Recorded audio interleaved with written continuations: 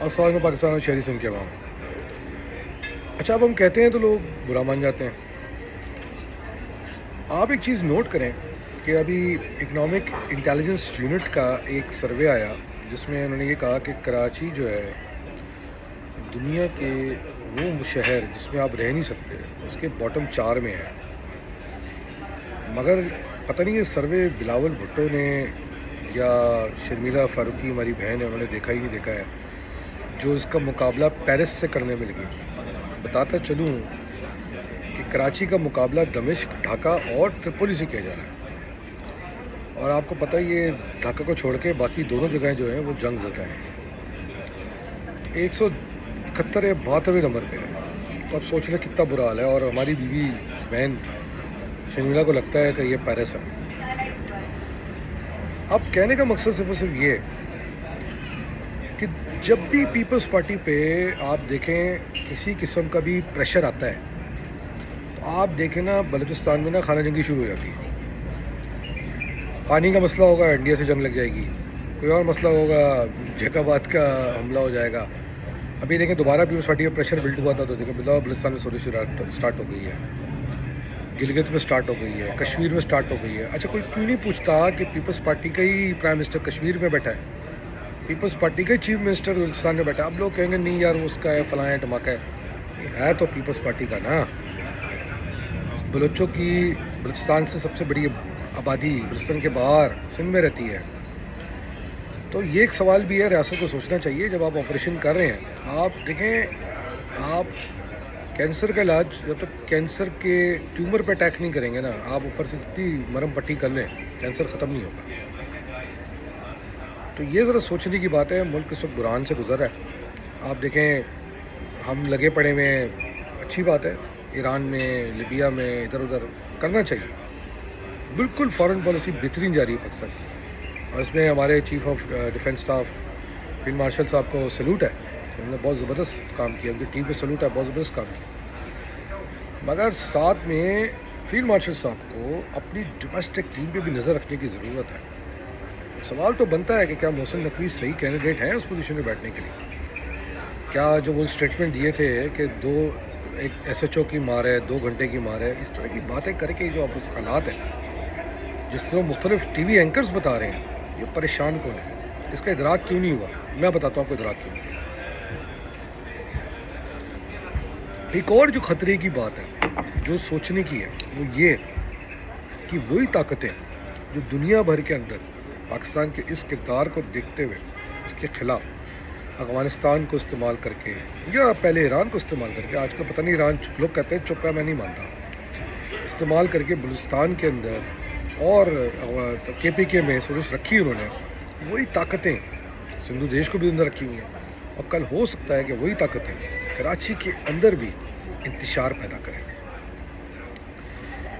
کہنے کا مقصد صرف اور صرف یہ ہے کہ یہ انتشار روکا کیسے جا سکتا ہے. دیکھیں جب تک ان طاقتوں کے خلاف جو بھی لوگ کھڑے ہوتے ہیں جب تک وہ عوام کا کام کریں گے، تو جب عوام کا کام کریں گے تو لوگ ان کے ساتھ نہیں جڑیں گے. چلے کراچی کی بات کر لیں. کراچی میں جی الطاف حسین مائنس ہوا، ملک دشمن ناصر مائنس ہوا. مگر آپ دیکھیں آپ نے وہ مائنس کر کے پیپلز پارٹی کے ہاتھ میں ڈال دیا اور پیپلز پارٹی کراچی میں کام نہیں ہونے دے رہی. اب ہم نہیں کہہ رہے، ورلڈ بینک کہہ رہی ہے، اکنامک انٹیلیجنس یونٹ کہہ رہا ہے، آئی ایم ایف کہہ رہی ہے، چائنا کہہ رہا ہے. صحیح ہو گیا. اس کا نتیجہ کیا نکلے گا کہ کل اگر کوئی ملک دشمن عناصر خدا نہ خواستہ اللہ نہ کرے اپنی کوئی سازش کرنے کی کوشش کرے تو وہ لاکھوں نوجوان جو ان سے تنگ ہے یا وہ لوگ جو اس سے تنگ ہیں وہ ان سے جڑ جائیں گے، کیونکہ کام نہیں ہو رہا، روڈیں نہیں بن رہی، کچھ نہیں ہو رہا. یہی بلوچستان میں ہوا ہے. آپ نے ایک پولیٹیشین کو سی ایم تو بنا دیا مگر اس نے کھانچے باندھنے میں ٹائم لگایا. اس نے لوگوں تک پانی نہیں پہنچایا، روزگار نہیں پہنچایا، روٹی نہیں پہنچائی، صحت نہیں پہنچائی. اس کا نتیجہ دیکھ لیں آپ یہ سوچیں نا کہ جب سارے بارڈر بند ہیں تو یہ کہاں سے نفری آتی ہے، کہاں سے اسلحہ آتا ہے، کہاں سے کھانا آتا ہے، کہاں سے روٹی آتی ہے، کہاں جا کے چھپ جاتے ہیں. یہ اندر کے لوگ سپورٹ کرتے ہیں. یہی بات سمجھنے والی. تو خدا نہ خواستہ کل وہی عناصر سندھ میں یا بالخصوص کراچی میں کام شروع کر دیتے تو ان کو وہ کہتے ہیں نا فیول ملے گا ان کو، ان کے لوگ ملیں گے، اور وہ لوگ ہوں گے جو نالائیں ہیں، ان کو رزق کی روکیں. میں سمجھ سکتا ہوں کہ پیپلز پارٹی کو چیلنج کرنا ریاست کے لیے سب مشکل ہے، کیونکہ پیپلز پارٹی کہنے کا سندیش کا کاٹ کرتی ہے، آسان جتاتی ہے ریاست پہ، پاکستان کھپے کا نعرہ لگاتی ہے. مگر اس کو روکنے کے دو ہی طریقے تھے کہ ڈیولپمنٹ کا کام کروایا جاتا. اچھا اندرون سندھ میں تو بیچارہ غریب سندھی کھڑا نہیں ہو سکتا، کیونکہ اس کے پاس وڈیرے کی حاکمیت ہے.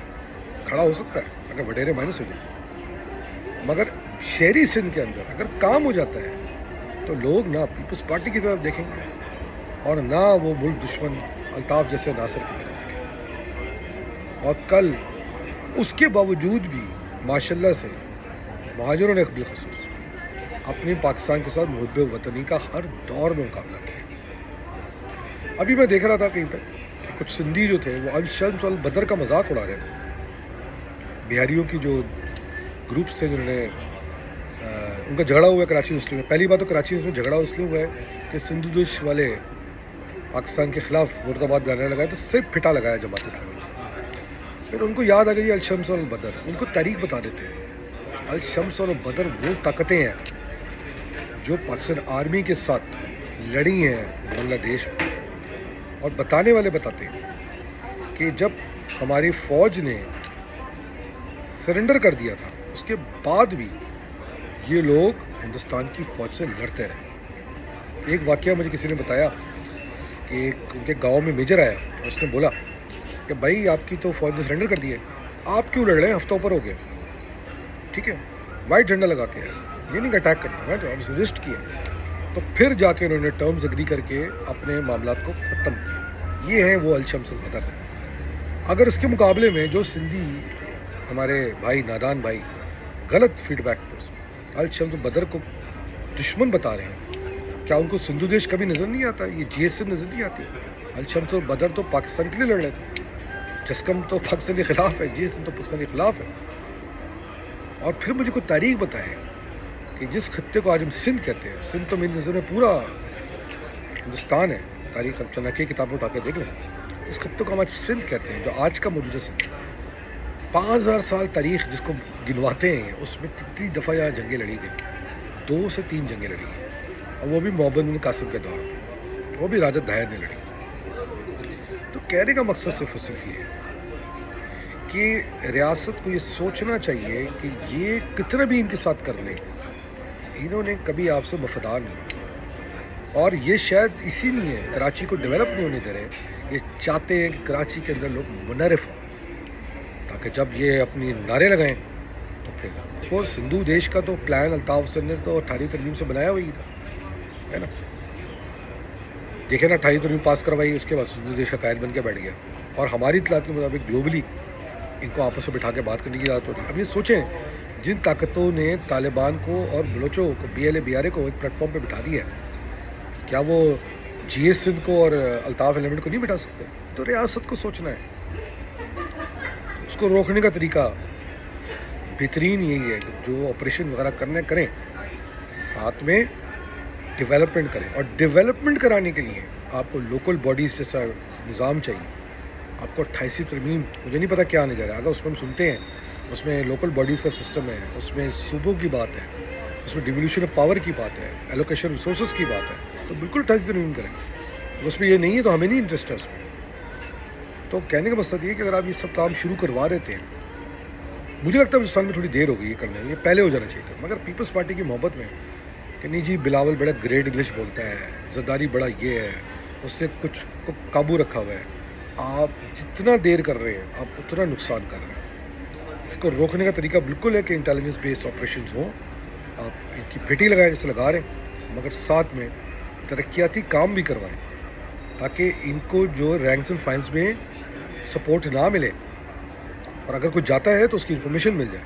اگر لوگ کہیں گے یار کوئی لڑ رہا ہے تو لڑنے دو، ہمیں کیا پڑی ہے، ہم کیوں بتائیں کہ کوئی کیوں ہمارے لیے لڑ رہا ہے. تو جب ریاست ماں کا کردار ادا نہیں کرے گی تو بچہ ناراض ہو جاتا ہے، اور یہی نظر آ رہا ہے بلوچستان میں، یہی نظر آ رہا ہے کے پی کے میں، اور مجھے خدشہ ہے یہی مجھے نظر آ رہا ہے کراچی میں ہوتے ہوئے.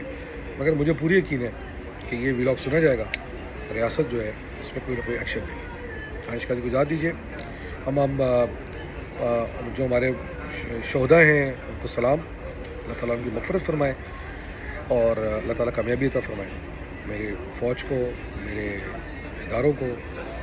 مگر کڑوی باتیں ضرور ہم کرتے ہیں, مگر آپ کی محبت میں کرتے ہیں اور آپ کو پتہ ہے کہ ہم صحیح باتیں کرتے ہیں. پاکستان زندہ باد, پاکستان آرمی زندہ باد. اللہ حافظ.